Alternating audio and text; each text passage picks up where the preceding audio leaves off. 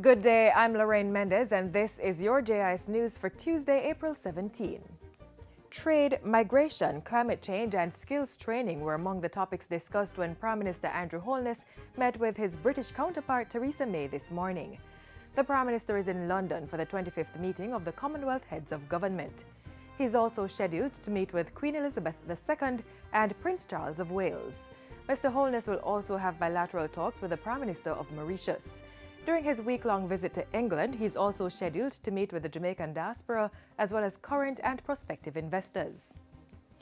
In the meantime, Prime Minister Andrew Holness says Jamaica will continue to partner with international stakeholders to combat corruption. To that end, Jamaica has adopted the Lima Commitment on Democratic Governance Against Corruption. This move reaffirms the country's responsibility to anti-corruption treaties such as the United Nations Convention Against Corruption and the Inter-American Convention Against Corruption. Organized crime affects us all, and Jamaica is currently engaged at the domestic and international level to find meaningful solutions to these issues. The Prime Minister gave that commitment at the 8th Summit of the Americas in Lima, Peru recently. Back home, National Security Minister Dr. Horace Chang is calling for greater investment in technology to address security challenges in the region. He argues that while implementation costs may be a deterring factor, this will allow for more efficient use of manpower. Given the kind of challenges we have in the Caribbean, given the opportunities we have that emerge in the resort area, in services, in transshipment and so forth, I think the challenge is, can we afford not to have them? Because it is important that we maintain the atmosphere of safety that exists in the Caribbean, and that the challenges that are emerging will be dealt with early and decisively. Minister Chang was addressing the 10th Caribbean Regional Intelligence Conference in Montego Bay recently. He says the region must not be too complacent with its relatively safe environment from terrorism threats. The National Security Minister warns that the warm and welcoming nature of our tourism product could expose us to such threats. There's always a welcoming mat, so to speak, for our visitors, and they feel fairly comfortable and safe.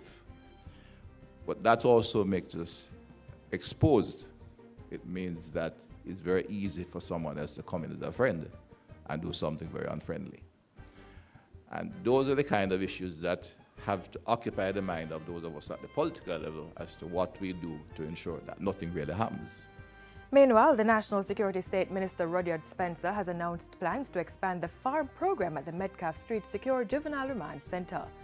On a recent tour of the facility, Minister Spencer said he wanted to see more produce being planted and sold to the public. We are going to look at the farm program, and we are going to feed the youths with what we produce. And we are hoping to take the farm to a level where after we should have eaten what we produced, what is left will be for sale. The young male wards at the Kingston-based facility are involved in the planting of produce such as banana, pak choy, sorrel, and aloe vera. There's also a poultry and fish farm. This is part of the skills training rehabilitation program to assist with the reintegration of wards into society. Before visiting Metcalfe Street, Mr. Spencer stopped at the South Camp Juvenile Remand and Correctional Center for young girls. He challenged the staff to use their influence and authority to make a difference in the lives of their female wards. In your care, in your charge, with all the responsibility that you have, is to ensure that they leave here a much, much better person and be able to make a meaningful contribution to the society to which they belong. Mr. Spencer will be visiting other juvenile facilities as part of his activities as the new State Minister for National Security. And finally, firefighters in Montego Bay and Kingston are now mobilized to respond to blazes on ships, docks, and shoreside warehouses. Local Government Minister Desmond McKenzie presented the Jamaica Fire Brigade with 2 fireboats on Monday. The government is spending some $22 million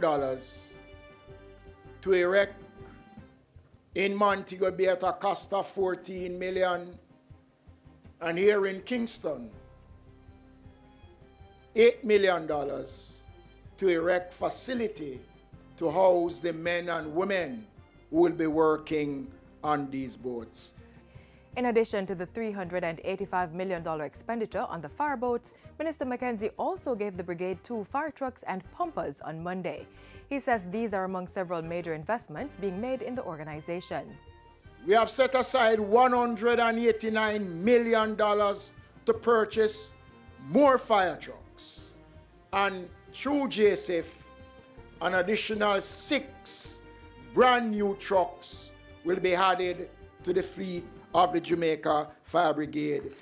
The minister also revealed plans to build separate residences for female firefighters in May Pen with $15 million budgeted. And that's it for JIS News today. I'm Lorraine Mendez. Thanks for watching.